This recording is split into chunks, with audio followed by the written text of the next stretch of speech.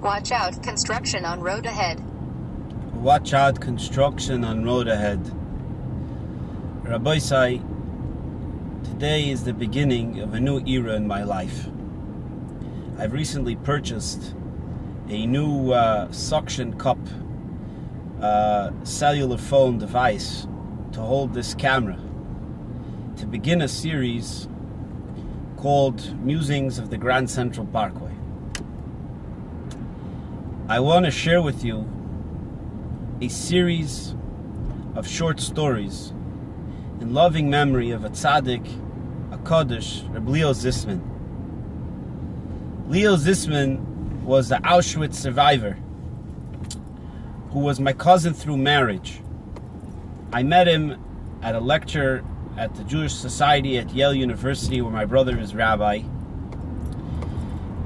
And he had just written a book called I Believe. And in the book, he tells a story. After driving him home from a lecture at our Chabad, Anshe Shalom Chabad in Queens, he filled in some of the details in this story. And the story goes as follows.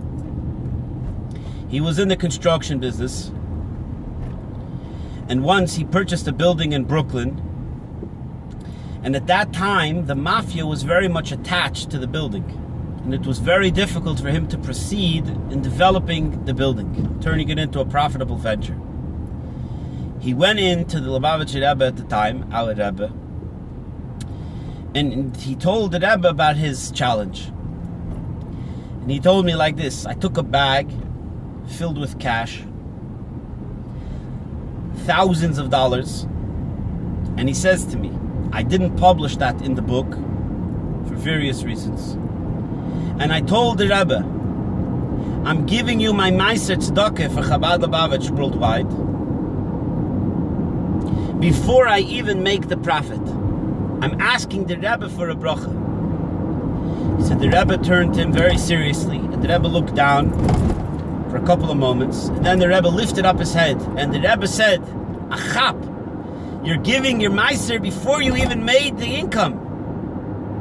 The Eibusher should bless you, you should be successful. And he turned to me sitting in this model vehicle a few years ago. He said to me, it was the most successful business deal I ever had. Giving Meiser Tzedakah before you even make the income. I heard the story and I thought it was amazing. And it always stayed in my mind, coming from an Auschwitz survivor, the owner of the tefillin of Auschwitz. Anywhere you read a story about tefillin of Auschwitz, this belonged to Leo Zisman. Fast forward a few years, a friend of mine calls me up and he tells me, Mordechai, crying, I lost my job. I said to him, Reb Mendel, was geschehen? He said, our company was bought out by another company and they let a bunch of people off. I said to him, Reb Mendel, tracht gut, verzeihung gut, think positive, it's going to be okay. I said, but you know, this Shabbos, I was thinking about the concept of tzedakah, the concept of Meiser, Tithe. And the Gemara says that Asher b'shviltis Asher, if you give 10%, you become rich.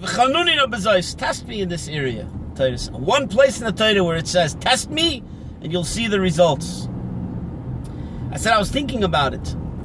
The Gemara says, and Tosfos expounds, that if a person gives 10%, Hashem gives him 90.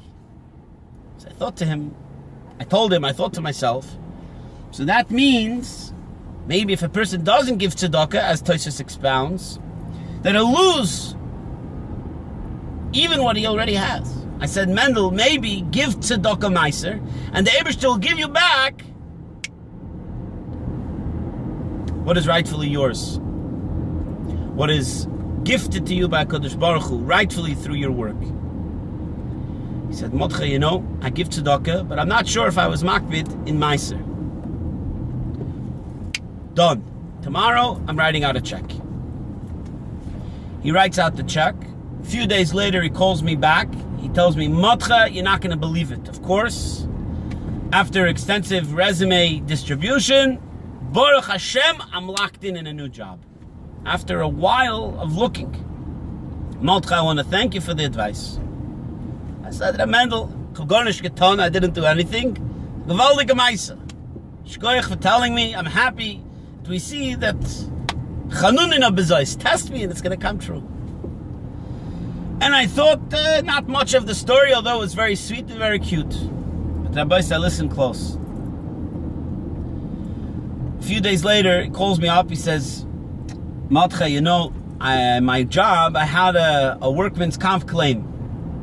My lawyer called me up, and he told me that there's a possibility that we can make X amount of thousands of dollars in this workman's comp because of a real injury that I have in my knee and my back through my job. I said to him, Mendel, look, you saw already Hatzlocha and Meiser. I want to share with you, and I told him the story of Leo Zisman. The next day, he comes to me with a check, X amount of thousands of dollars. He says, Mordechai, I'm giving the Meiser before I even get the money. Schar zeh, the lawsuit should be extremely successful. Fast forward a few weeks, the Mendel wins the lawsuit. Double and almost triple what he originally expected from the workman's comp claim. I said, Mendel, this is already becoming a systematic thing with you. You're giving tzedakah and you're gaining in return tremendously. Now already it's sticking, this idea of giving meiser. Fast forward a couple of months, Mendel calls me up. He says to me that Mordechai, I'm designating $500 to tzedakah. My wife is going for an interview, and there's a debate if she should make $5,000 more or $5,000 less in salary. Calls me up the next day. He says, Mordechai, she got the extra $5,000 in salary, exactly 90% above what was the $500 that he designated to tzedakah the day before. Rabbi said this was a chazaka 3 times. Our sages teach us when something happens 3 times, there is something substantial about it.